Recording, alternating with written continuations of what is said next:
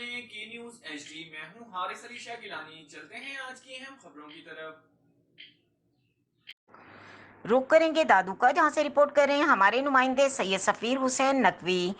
آبادگار اتحاد کا کولبان نہر جدوجہد کمیٹی کی جانب سے مطالبات کے حق میں سکندر سوڈھر اور دیگر کی قیادت میں بائی پاس روڈ سے پیدل مارچ کر کے گھنٹہ گھر چوک پر مظاہرہ کیا گیا اور نعرے بازی کی مظاہرین نے کہا کہ سپریم کورٹ کے حکم کی تعمیل کر کے ککول نہر کی دونوں کناروں سے ناجائز قبضے ہٹائے جائیں۔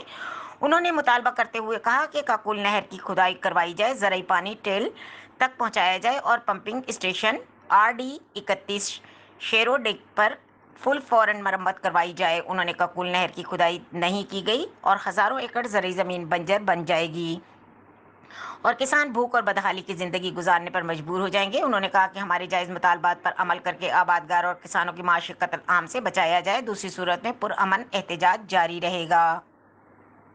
مزید خبروں اور اپڈیٹس کے لیے ہمارے ساتھ رہیے گا، تب تک کے لیے اپنا خیال رکھیے گا۔ اللہ حافظ۔